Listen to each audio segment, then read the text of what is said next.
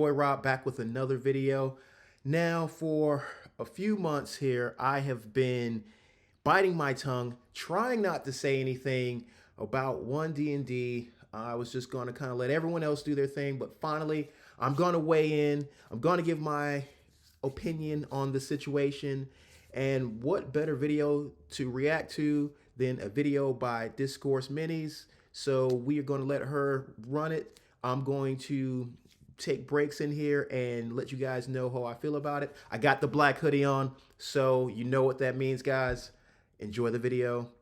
But wait, before we get started, I want you guys to like the video because I already know you will. Subscribe if you haven't and share. I know a lot of people don't like sharing, but if you could share the video, that would be great, especially if you have love for D&D like I do. Now, also follow me on social media, Facebook, Instagram, TikTok, whatever you have. So, guys, let's get into this.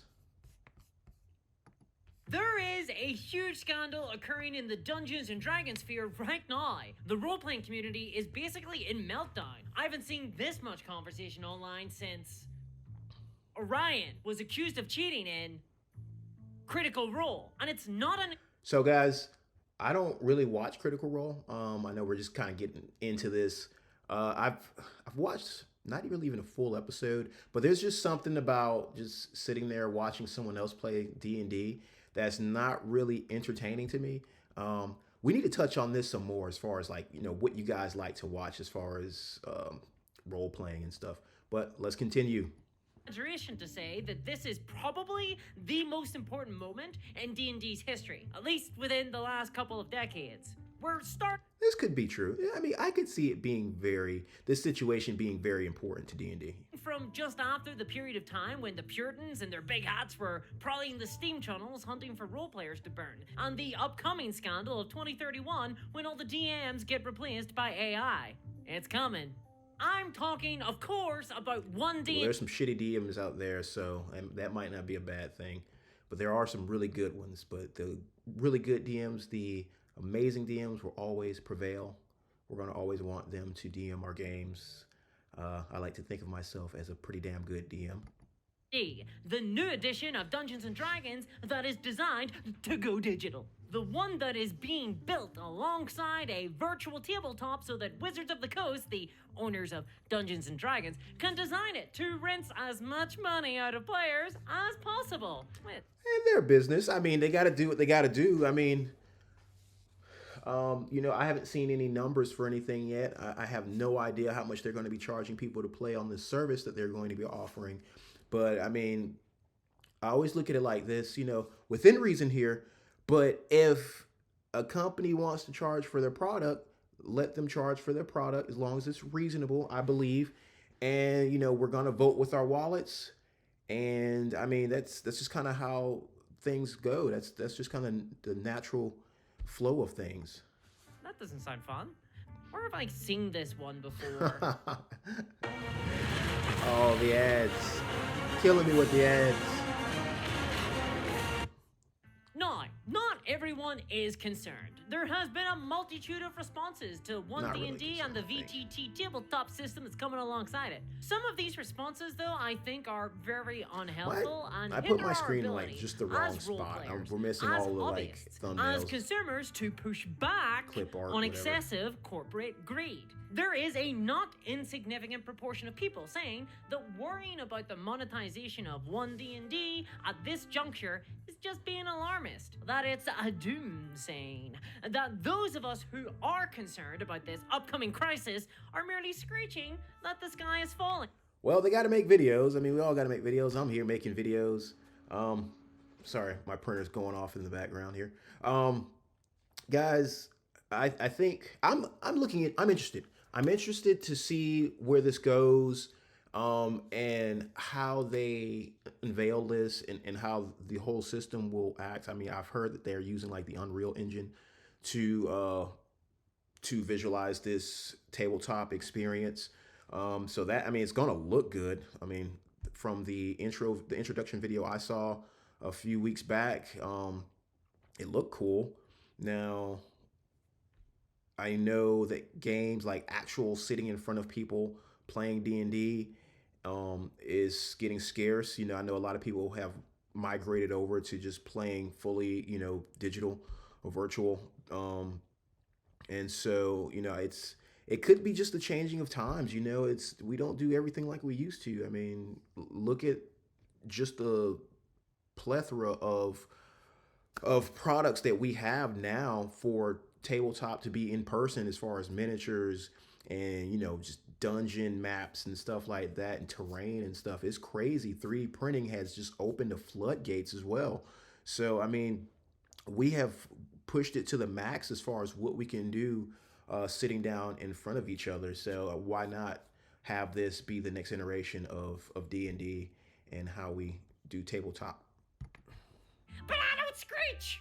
Some claim that there's no evidence that D&D will be twisted into a digital storefront via 1D&D and the virtual tabletop the Wizards are working on. That instead, this new version of Dungeons & Dragons will be good for role players.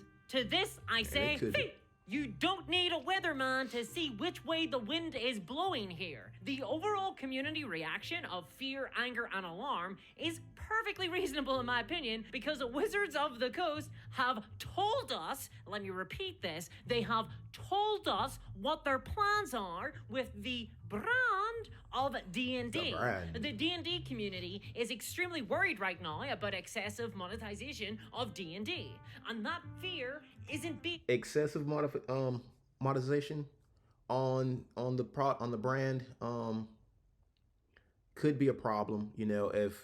If it goes the route that, like, I don't know, like if it goes like a GW route, I think, where things are just absurd when it comes to pricing, but the biggest difference with D&D and any other hobby, card gaming, board gaming, war gaming, is theater of the mind. You can't really do that with any of the other hobbies, but with D&D role playing, I mean, you can do it all up here. You don't really necessarily need any of that stuff. If you know the rules, which you could fudge that around too, but let's just say, hey, you want to play D&D, buy the books.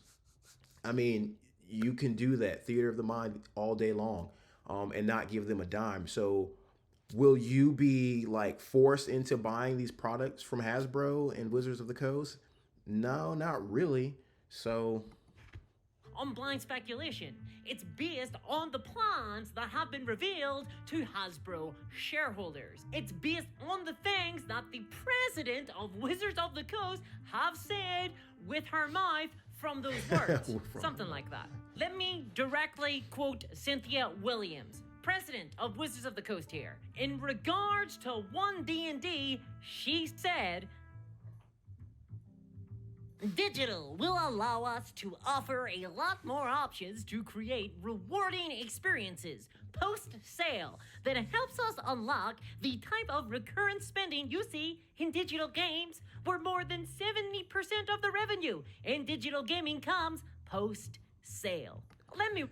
Now see, that does make things sound a little scary. Yes, they are a business. Yes, they're out to make profits. But when they're saying that, hey, we want to be able to sell them a product up front and make the bulk of the money on the back end, by keeping those customers coming back, yes, that does make your game grow. That continues to support your business and the products that you produce. But your customer base can be fatigued by buying so much products. But now, is this any different from buying the physical book and then them placing or putting out a bunch of campaign settings and DMG2s and Monster Manual 2s, kind of like with 4th edition, where they had all these different editions or volumes. And I mean, they could have been doing it with 5th. As far as 5th edition, is concerned, I bought the core books, and I got one campaign setting for Christmas or something like that a few years back.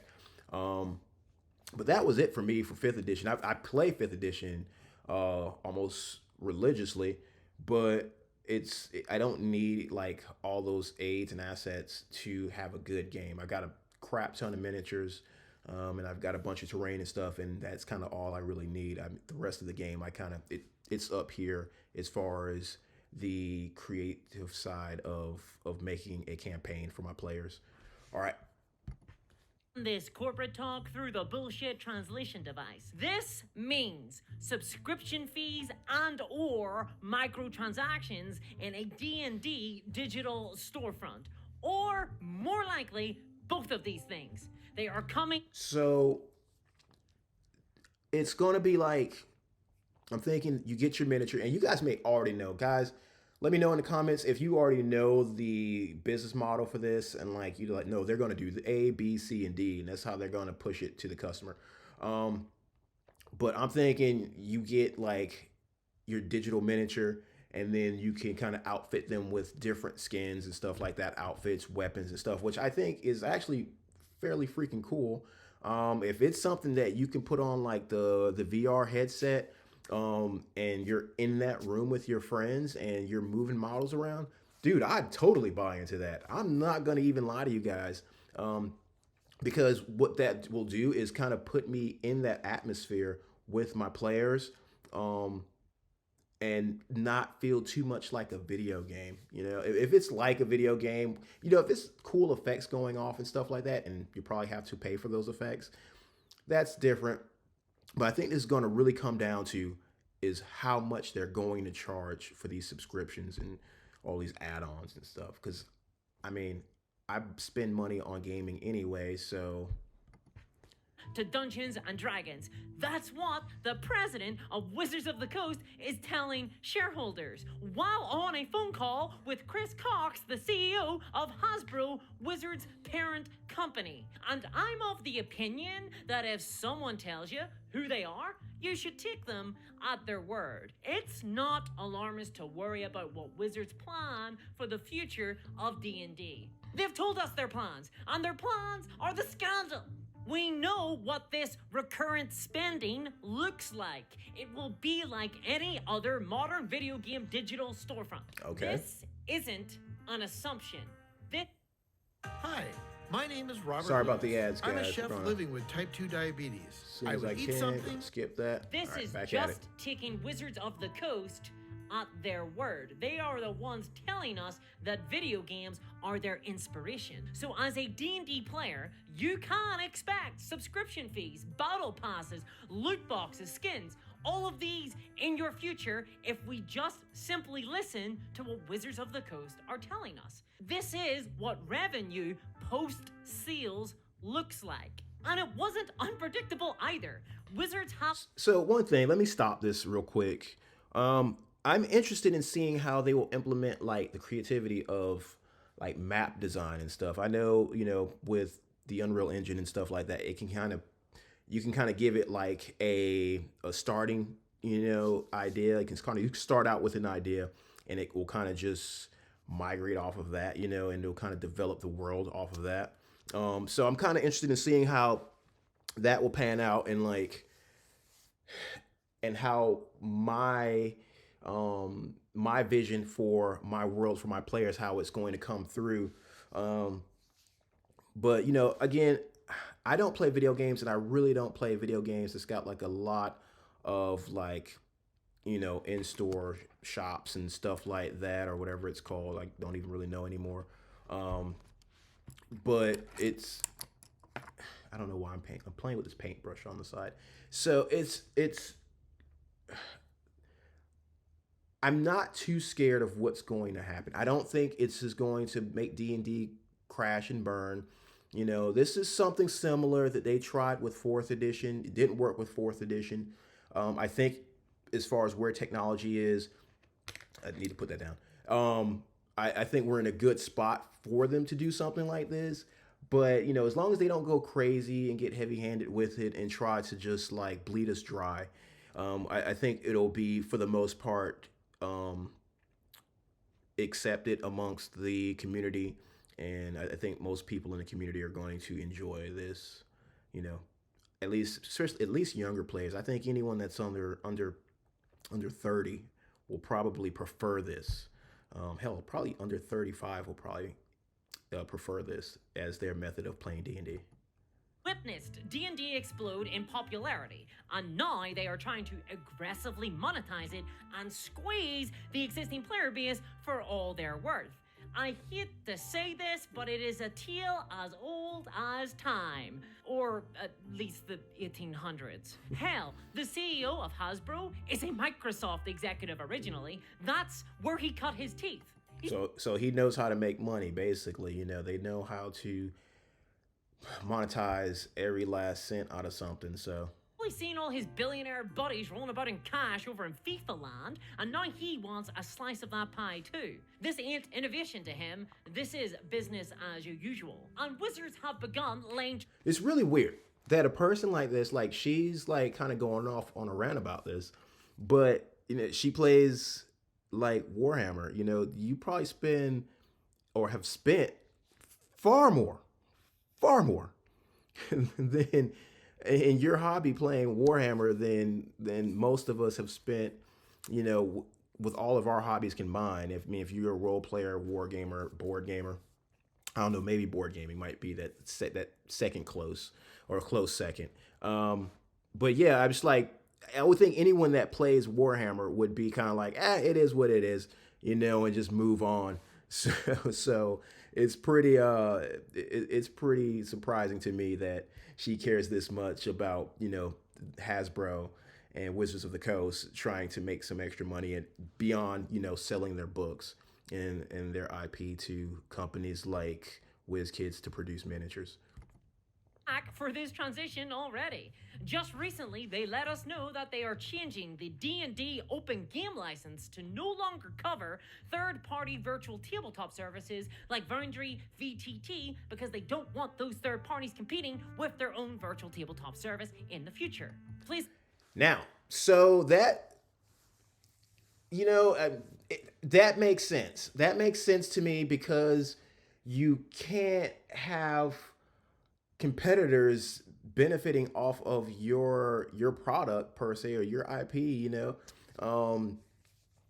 It would be the equivalent of, like, I think if Dodge let Ford sell their truck brand or something like that, you know, so maybe Ford could brand a truck the Dodge truck or something like that. It'd be something along those lines. I guess the best I can come up with on the fly. But I think, you know, they're gonna have to put the kibosh on some of these guys. You know, where they're gonna have to be like, no more of that, or if they're gonna be just be like, hey, you need to pay us to use our IP, which pretty much every company does that anyway. We should just be happy with the time that we had with these virtual tabletops. I think a lot of this is going to change. And here's the thing: if Hasbro puts out a premium product, dude, they shouldn't even really worry about these guys, or it's not going to even be a challenge, because people are going to be like, yeah, I could play like top-down 2D virtual tabletop, or I could go pay a little extra and play in a three-dimensional world that looks amazing, and my players could probably help me with that cost. Or, you know, maybe it's one of those things where everyone pays in a little bit, and it's just a better experience for everyone. So, I don't know. Like Roll20 will have to engage in a contract negotiation with Dungeons and Dragons owners if they want to have Dungeons and Dragons on their virtual tabletop. I don't think the Wizard... Now, here's the thing. So, and sorry to stop the video again, guys, but this just popped in my head like always. You know me, I'm sitting here, I'm watching, I'm thinking, and then I just got to say it. So, and that's why you guys are here watching me. So,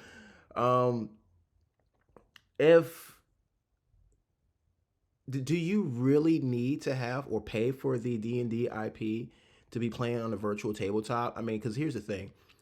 I guess if the rules are displayed somewhere, maybe if the art is displayed somewhere, then yes. But if you go to, let's just say, some random virtual tabletop, and you're playing D&D because you know the rules and you're just moving tokens around and rolling dice, then, I mean, that's something they can't really, I don't know, that's just something I feel like Wizards of the Coast can't force someone to pay, or say, hey, you're using our IP because, you know, people are playing D&D on your platform. So that's something that's just, I just want to put that out there. You guys let me know how you think that would work. And are going to have as great a terms for them once they have a competitor in the market. Wizards are also hiring more staff to work on their digital offerings. 350 more people very recently. They're creating a D&D companion app for phones right now. They want digital services to be integrated with both virtual games and in-person games at your table. And Hasbro Wizards will inevitably make these integral to the game. Or Likely you're playing everyone will be using these tools in 5 years' time. And then those are the tools that will be monetized aggressively. This ain't a hard... Again, you know, it's, if this, with any other thing, if this was Magic the Gathering and they're like, hey, we're trying to push Magic total virtual cards and everything, which I guess there is a virtual version of Magic. But it's D&D. You can't really do that with it, you know? I mean, we've got all the miniatures we need. We've got books already. I mean, I know that they're making some adjustments to the rules, but those small adjustments, I feel like it's still going to be 5th edition at its core. You know, do you need to run out and get a service, a monthly service, just to play 5th edition, especially if you already have the books? So now it seems like I'm jumping ship, guys. I feel like I'm jumping ship. Am I jumping ship? I don't know. There's just all these ideas. This is like, this is fresh. This is how I'm thinking right now. So this isn't me giving this any like thought. I didn't watch this video before, so I don't know. Maybe she's doing her thing and she's getting into my head. She's getting into my head, This will gradually unfold over a few years. You're not gonna wake up tomorrow with a sick new purple hat, you know, unless you make that happen. It will be a death by 1,000 cuts. The community will be worn down and slowly acclimatized to this new monetized reality. And what was absurd to say today about D&D will soon become the norm in time. Video game players in 2007 wouldn't believe you if you told them about battle passes. And I know because I was there. The idea that people would pay for skins was absurd.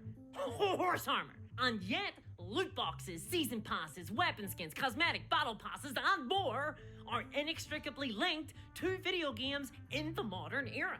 Hell, we pay extra for blood DLC these days. All right, so again, the difference with video gaming and something like role-playing D&D is they can try to monetize, you know, the experience as far as like the miniatures, special effects and stuff like that, and playing on their virtual tabletop. Yeah, but with the video game versus D&D or role-playing, for video gamers, there is no alternative. You're either playing the video game or you're not playing the video game. Now, you can play a different video game, but still the same situation. That's just like playing a different role-playing game. But, I mean, if I want to play a video game and I want to trick out my character and buff him up and stuff like that, I'm enjoying that game and playing that game. And at the time that I don't want to do that anymore, then I don't play that game. So if you want to play that game, you have to buy into it, and to an extent, you know. Now with role playing, I can play D&D on their platform, or I can just play D&D at home in front of my friends in face to face, or over the phone, FaceTime, or all of the other options we have out here. So it's not like they're like, aha, we got you. Aha, if you want to play D&D, you've got to play it through us. You know, it's not going to work like that for us, you know? So it's not like how, if I want to play Diablo 4, I guess is coming out soon. If I want to play that, I've got to get me the Blizzard Battle Pass or whatever it's called. And I've got to sign up, and I've got to, you know, pay for the game, and I've got to pay for the DLCs to play the game and enjoy Diablo 4. And the moment that I'm like, I don't want to pay for anything, then they're going to say, okay, well, you just won't play Diablo 4. And I just have to be like, oh, okay. But again, like I just said, with D&D, if they say, hey, if you want to play online, or you want to play in our walled garden, you've got to come and pay a subscription. You can just be like, oh, fine, I won't pay the subscription. I'll just go play, you know, at my local game store and do it like that anyway. So, yeah. But that's not to say I'm not interested in what they're doing then. Video games, to me, are a lost cause. But D&D, role-playing games, war games, there's still everything to play for there. Which is why I've set up a YouTube channel dedicated to covering more RPG content. It's called Dungeons and Discourse. Clever little pun. I will have to check out that channel, and I encourage you guys to go check out her other channel, new channel that's, you know, got to share the love. Now, that makes me think, should I have a second channel? What do you guys think? If you guys leave any other comment on this. Should I make a second channel to cover, I guess, pop culture, things outside of wargaming? Maybe keep this channel for some of these reactions and more, and just strictly our hobby. So wargaming and tabletop gaming, board games, stuff like that. If you guys would like to get my opinion on other things outside of our hobby. So I know there's a lot of stuff going on with Twitter right now. If you guys want to hear my opinions on stuff like that, let me know, because I will get another channel up and rolling. As long as you guys come over and sub on that new channel, I'll make it happen. Or you'll get more awesome content like this, covering the business side of TTRPGs and also gameplay stuff like DM advice. You'll get at least one video a week. Guys, let me give you some quick DM advice. DMing is easy when you don't over prepare. You know, this could be an entire video. I'm not going to even get into it. I was about to get into it. Guys, if you want to hear some DM advice from me, let me know. I'm a good DM.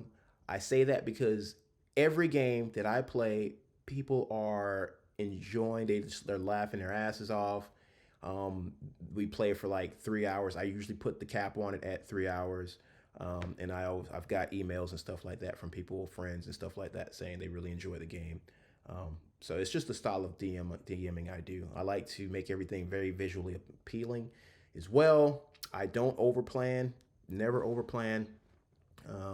And I make things fairly interesting. Go on over there right now and be one of the first subscribers to the channel. You'll have something to brag about to the grandkids about, you know, if they haven't been replaced by AI in the future too. Plus, I got a video up over there right now talking about potentially one of the biggest mistakes that Wizards of the Coast have ever made and how I could blow up on them at any moment. Seriously, I think they're about She's really pushing us to go to this new new channel to sub. And that landmine could take D&D with it. But hey, I'm not a fatalist. I think that as a community, we have a lot of power, but the question is whether we'll use that or not. And that's why this is the most important moment in both D&D and tabletop role-playing history. Because make no mistake, if this works for Hasbro Wizards, then it'll be Vampire the Masquerade, Call of Cthulhu, Pathfinder, Powered by the Apocalypse. I don't think the so. next generation of games and gamers who will all... I don't think we'll see. If this takes off for Wizards of the Coast, not every company has that kind of money to push or support a role-playing game. With us being such a niche hobby and small group in itself, you know. Yeah, D&D is big, but role-playing in itself isn't a huge atmosphere, you know. So I don't think companies are going to go run out, you know, Cobalt Press isn't going to go run out and say, let's go pump millions of dollars into developing a platform for people to play, you know, our game. You know, will we get some new role-playing games? Yeah, but we're going to get new role-playing games anyway. This isn't something I can see is spreading like wildfire, because it's just something that's not sustainable for most companies. And companies that can produce things like this, they're probably in the video game space and they've got a good foothold there, and they don't necessarily want to, you know, start splitting their baskets to try to promote a tabletop game as well as a, you know, full-blown computer game that they know that they can have a solid fan base for. But yeah, next to potentially experience this radical shift. So if you're worried about excessive monetization of D&D and of other TTRPGs in the future, then now is the time to let your voice be known. So please do join me on my dedicated role-playing game channel. Now, I wouldn't mind playing war games like this. I just totally stopped this video. You guys, I didn't even warn you guys. Sorry. I can see playing war games like this. If, like, you know, it's like full-blown. I think it would actually lend itself better to playing war games than it would to role-playing games. And I know there's not much of a difference there. It's kind of all how you, like, plan out your games and stuff like that, and what type of game you play when it comes to role-playing, if you're more narrative-based and story-based and versus combat. And obviously with wargaming, it's more combat-focused. But I would love to have this virtual tabletop for a primarily wargaming experience, you know, with tape measures and everything like that. That'd be freaking awesome. And as you can see, I've got a game going on in my background right now that would save me a lot of space. So guys, I think this is like the end of the video. I love you guys. Like always, please, if you haven't already, subscribe and like the video. And guys, follow me on all my social media. Check out some of the links in the description below. I've got Teespring stores, I've got a Patreon, I got some other stuff like that, and I want you guys to take advantage of every one of those links down there. Guys, if you have not played Rusty Dagger, Battle Space, what are you waiting for? Go play those games. See, that's how I sell stuff there. There we go. Dungeons and Discourse, and I'll see you there. And there's a link to that channel or a video in that channel here, maybe. And follow her new channel or sub to her new channel. But sub to me first. If you haven't subbed to me first, you can't sub to her. That's the rules, all right? And everyone that watches her videos, tell them to come over and watch more of my videos so we can get to 1,000 subs. That would be amazing. All right, guys. Love you.